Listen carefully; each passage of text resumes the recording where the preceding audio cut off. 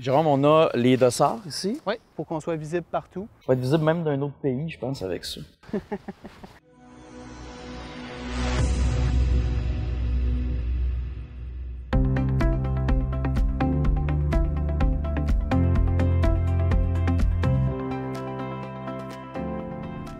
Aujourd'hui, elle vient tester mon travail. On s'en va rencontrer Jérôme, qui est technicien en géomatique.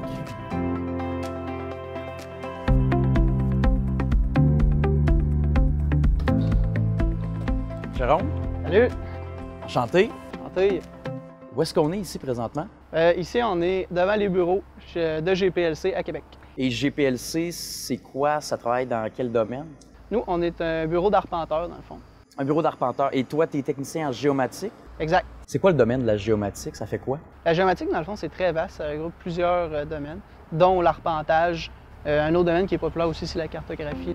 Et tu as planifié une journée pour nous. On va faire quoi aujourd'hui? Aujourd'hui, on va aller faire un lever d'arpentage pour un client. Excellent. Donc, je te suis? Oui.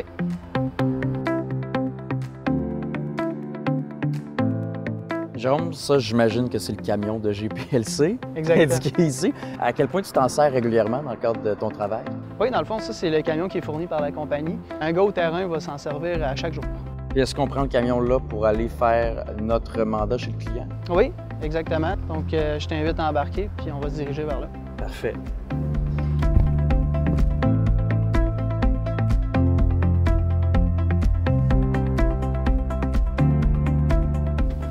Jérôme, on a les dossards ici. Pourquoi ça prend ça? Dans le fond, c'est un dossard de sécurité pour qu'on soit visible partout. Puis on va aller faire le tour du terrain de notre client. On va être visible même d'un autre pays, je pense, avec ça. Là, on va aller tout de suite en arrière, là, voir qu'est-ce qui pourrait être complexe comme occupation à relever. Puis en gros, c'est quoi qu'on va faire en arrière? Le but, c'est que le client, lui, voulait agrandir sa maison. Donc nous, ce qu'on va faire, c'est qu'on va tout relever l'occupation. Les clôtures, les haies, le cabanon, le patio, la maison, très important aussi. Jérôme, on va se servir de quoi comme instrument aujourd'hui? Aujourd'hui, on va se servir d'un instrument très récent, très moderne, qui s'appelle le Nevis. C'est un scanner qui va prendre des millions de points la seconde.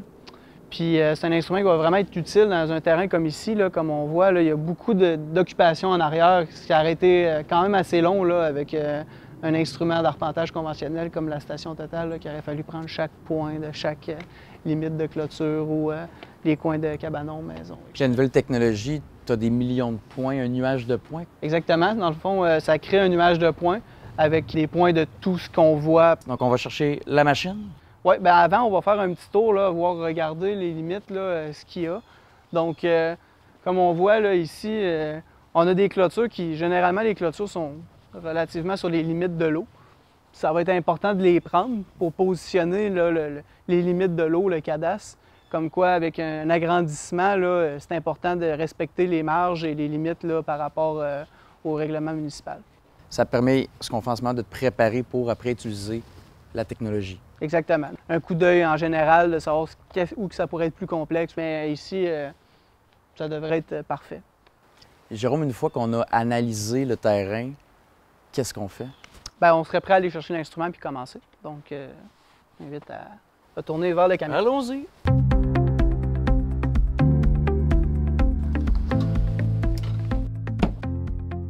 Tiens, on est prêt à mettre les comptes juste sur le bord du truck. Pourquoi il faut mettre ça? Pour la sécurité, là. Donc, je vais te demander ton aide pour le sortir. Oui. Il est dans la grosse boîte comme ça. On va le mettre par terre. Puis, juste avant, ben, on va vous montrer un peu là, dans le camion qu'est-ce qu'on a. Donc, on a un trépied ici pour les instruments conventionnels de la station totale. Ensuite, on a des lattes de bois pour planter. Même à faire des tiges ici. Des repères qu'on met quand on délimite les bords de terrain. Des pelles. On a toutes sortes d'instruments. Normalement, il devrait y avoir des clous aussi à quelque part ici. Comme ça. Des clous pour se faire des stations dans la rue. Donc, ça ressemble à ça. Oh. Donc, il est déjà ajusté à ta taille. Je vais t'inviter à mettre la ceinture au niveau de ta taille. Donc, on a l'instrument ici. Là, il est plié. On va le déplier comme ça.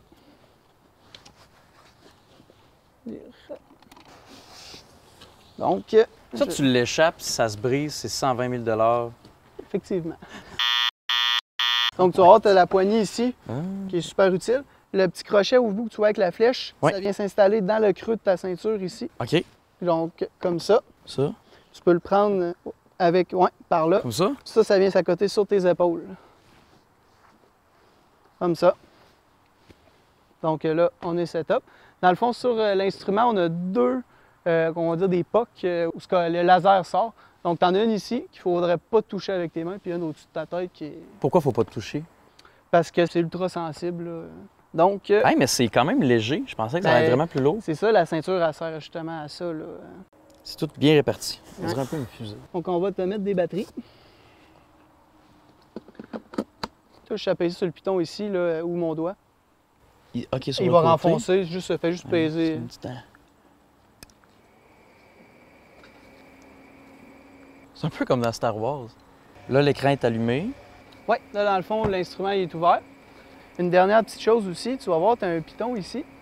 Ça prend une photo. À peu près au 10 mètres, 10-15 mètres, là, tu peux peser sur ce piton-là, il va prendre une photo de 360 autour de toi. Quand on est technicien en géomatique, on peut se servir de ce genre de machine-ci. C'est exactement une des machines qui fait partie de nos instruments qu'on peut opérer.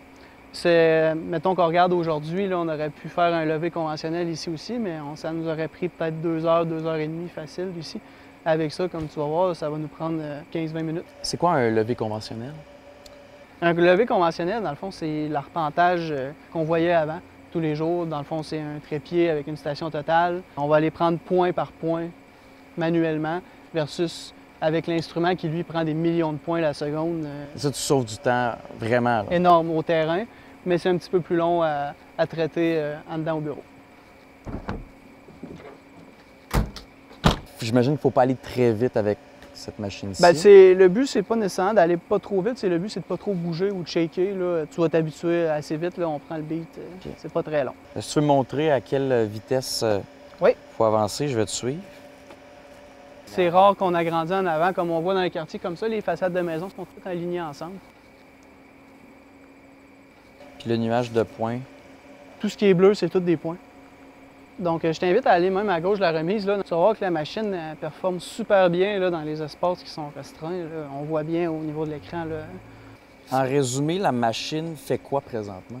Avec les lasers, elle prend des millions de points de tout ce qu'il y a, puis elle te les régénère là, sur l'écran. Donc, toi, tu peux voir ce que la machine prend en temps réel. Je ne vais pas accrocher ça.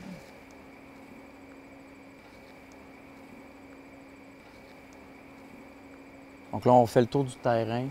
Une bonne manière d'expliquer ça, c'est comme si ce serait une lumière. Puis lui, il va relever tout ce que tu éclaires. Donc, okay. Dans le fond, c'est ça. Le but, c'est de relever tout ce qu'on peut relever et l'instrument fait le reste pour nous.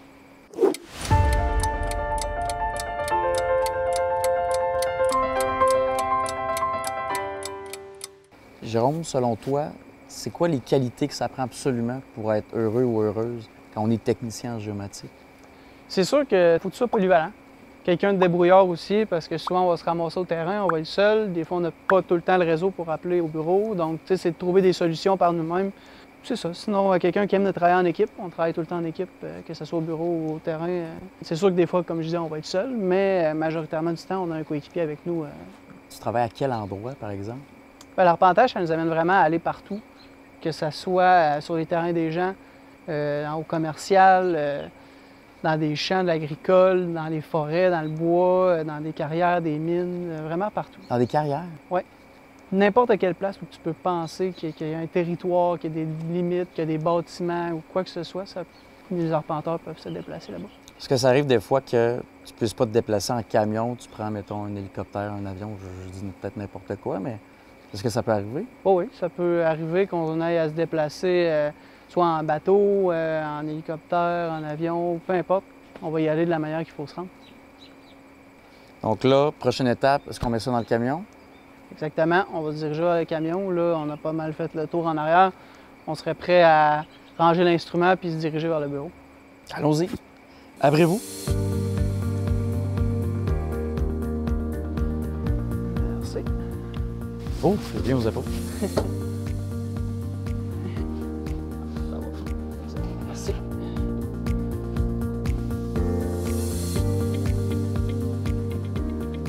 Changer les cônes. Oui.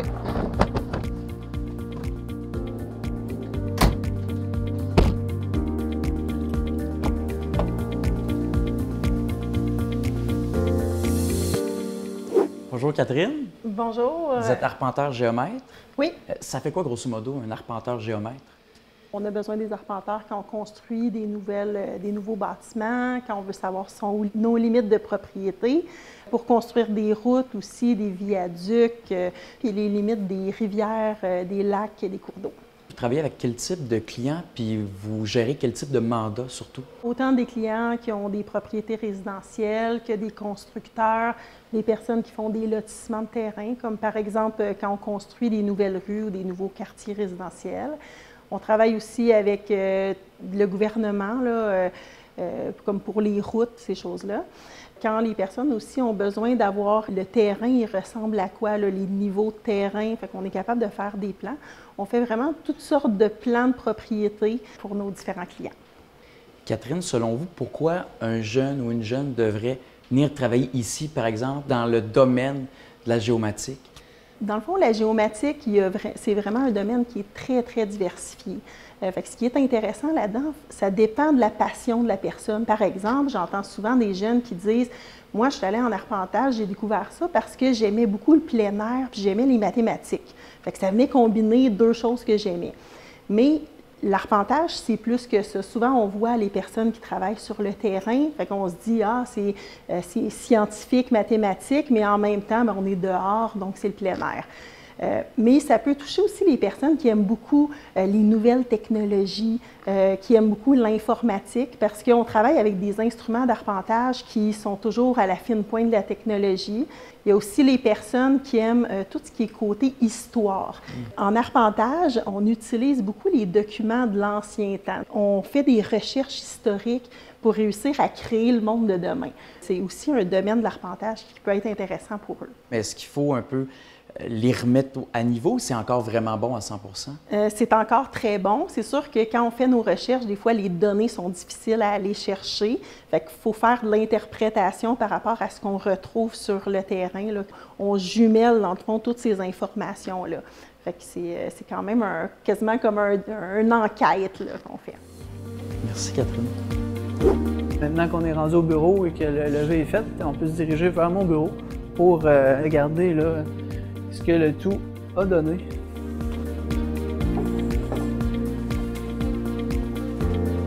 Jérôme, on est dans ton bureau en ce moment. On va faire quoi avec ton ordi? Bien, dans le fond, on va ouvrir le logiciel qui a traité les données. Et donc, ici, on voit là, le levé qu'on a fait tout à l'heure. C'est super précis. Là, on a des points au 5 mm. On a de la couleur grâce aux photos qu'on a prises. On peut se promener là-dedans, on peut zoomer. Plus qu'on zoome, plus qu'on voit moins à cause que on se rapproche des points. Puis à quoi ça sert d'avoir cette image-là sur l'ordinateur? Qu'est-ce qu'on va faire après? C'est quoi les prochaines étapes? On peut tout faire avec ça. On peut calculer les distances entre certains objets. On peut dessiner par-dessus pour faire un fichier de vecteurs. Mais c'est quand même vraiment précis, là. Oui, on voit quand même là, super bien les éléments, là, les détails au niveau des pierres, là, si on regarde le pavé. Là. Puis aussi, on a des filtres là, qu'on peut rajouter comme la végétation. Lui, le logiciel, il détecte automatiquement là, le type de forme qu'il crée avec les points, puis il peut nous les filtrer. Là, comme ici, si je décoche végétation, on perd les arbres et tout ce qui est végétation. Puis une fois qu'on a l'image, c'est quoi les prochaines étapes pour agrandir l'arrière de la maison, grosso modo, là? OK. Bien, dans le fond, le but, ça serait vraiment de se créer un fichier de vecteurs là, qu'on dessinerait par-dessus ça pour ensuite déterminer là, comme les clôtures, tout ce qui est en limite de l'eau. Ensuite, on serait capable de vraiment établir le cadastre. Puis après ça, on pourrait savoir là, les marges latérales, arrière de tout notre bâtiment au niveau de la municipalité pour nous permettre de savoir aussi jusqu'à où qu'on peut agrandir et quelle dimension que ça aurait. Jérôme, ça ressemble à quoi une journée typique ou une semaine typique quand on est technicien en géomatique? Mettons qu'on est au terrain, là. On arrive le matin, on vient au bureau, dans la salle des instruments, on ramasse nos instruments, on rejoint notre coéquipier, on ramasse les informations sur les jobs qu'on a besoin de faire dans la journée, on s'assure qu'on a tout, on prend le camion qui est fourni par la compagnie, puis on se dirige vers notre premier job. Puis après ça, ça défile, là. Puis en fin de journée, on repasse au bureau. On laisse tous nos fichiers de données sur le serveur au bureau. Puis après ça, les équipes de bureau ils peuvent traiter ça dans les journées qui suivent. Toi, j'imagine que tu as fait la technique. Oui. Pourquoi ce choix-ci à aller dans ce domaine d'études précisément? Ben moi, j'ai toujours aimé l'informatique. J'ai trouvé une motivation à aller vers l'arpentage qui donnait au cégep, donc j'ai poursuivi là-dedans. C'est quoi les autres domaines, les autres milieux de travail dans lesquels on peut évoluer quand on étudie comme tu as fait ou quand on travaille ici, par exemple? J'imagine qu'il y a beaucoup de possibilités. Oui, c'est sûr. Là, on a montré ce qui est vraiment le concret dans l'arpentage, mais il y a beaucoup d'autres choses, là. On a des recherchistes ici qui vont faire des recherches au niveau foncier du terrain qu'on va travailler. On va aller chercher des documents au niveau du registre foncier au gouvernement qui sont vraiment l'historique cadastral de notre terrain, là, qu'on peut aller jusque dans les années 1800, là, facile pour rebâtir ça avec les titres de propriété. Ça, c'est une des autres choses qu'on peut faire en arpentage aussi. On peut travailler dans des firmes de génie conseil, on peut travailler au gouvernement, on peut travailler dans des bureaux d'arpenteurs comme ici, on peut travailler dans les villes aussi. Là, c'est vraiment là, infini, quasiment de choix. Est-ce qu'il y a des mythes, des préjugés ou, je dirais, des idées préconçues? Les gens associent beaucoup l'arpentage à la construction. Le monde dit qu'il n'y a pas beaucoup de femmes dans la construction, mais c'est pas nécessairement vrai. Là. Jérôme, toi, tu as une technique qui t'a mené à être technicien en géomatique. C'est quoi les autres possibilités au niveau des études? Bien, il y a la possibilité d'aller faire un DEP. Le DEP, c'est sûr qu'il est vraiment axé sur la pratique de l'arpentage, surtout le terrain, un peu de bureau aussi. Ensuite de ça, tu as le bac à l'université qui te permet d'être soit arpenteur, géomètre ou aussi ingénieur. Puis après ça, tu as la technique, comme moi j'ai fait. Ce que j'aime bien de la technique versus les deux autres formations, c'est vraiment vaste, là, les portes que ça nous ouvre.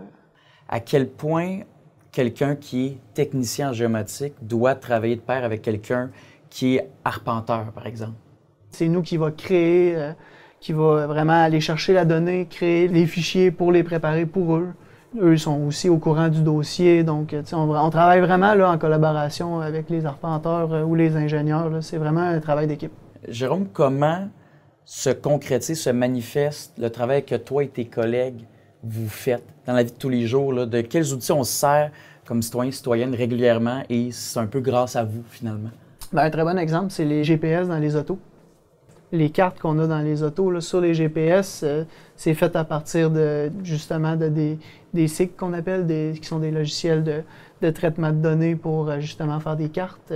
Les Google Maps d'aujourd'hui, toutes les imageries satellitaires, c'est fait à partir de ça. Est-ce qu'il y a des choses que tu aimes moins? Parce que ça arrive, ça ne veut pas dire que parce que tu n'aimes pas X, quelqu'un d'autre ne va pas l'aimer nécessairement, mais toi, personnellement, c'est quoi que tu aimes moins de ton métier? Je dirais que c'est travailler l'hiver dehors. Des fois, les matins à moins 30 ne sont pas faciles, mais... C'est même pour tout le monde. Exact. Ça vient avec notre climat au Québec. Ou les journées qui mouillent, des fois l'été, ça vient avec travailler à l'extérieur. Certains aiment ça. Il y a aussi la possibilité de faire du bureau dans ces journées-là, donc ça peut être autant négatif que du positif. Qu'est-ce que tu aimes le plus de ta job? C'est surtout là, le travail d'équipe. J'ai tout le temps été quelqu'un qui a fait des sports d'équipe, donc travailler en équipe, vraiment développer quelque chose en équipe, c'est quelque chose que j'adore. Les gros travaux d'envergure aussi. Voir un projet monter de A à Z, là, je trouve que c'est satisfaisant à la fin aussi. Puis aussi le fait qu'on travaille dans l'informatique, avec des instruments là, vraiment à jour, là, modernes, de fine pointe, de technologie, là, je trouve que c'est vraiment motivant. Jérôme, un gros merci pour la journée, pour le test aussi chez ton client, pour l'expérience. Si tu avais un conseil à donner à un jeune ou à une jeune qui nous regarde en ce moment avec Jeunes Explos, ce serait quoi? D'aller essayer, faites des stages d'un jour, c'est dans le concret, c'est là qu'on va voir si on aime ça ou pas. Là, c'est vraiment le plus gros conseil que j'ai à donner. Là. Ça peut être gênant au début, mais moi je pense vraiment que c'est la meilleure manière de savoir si on aime un domaine ou pas. C'est une manière que Jeunes Explos offre, évidemment. Merci de souligner. Puis merci vraiment encore, Jérôme, pour la journée. Puis je te dis à la prochaine. Merci, ça fait plaisir. Salut. Salut.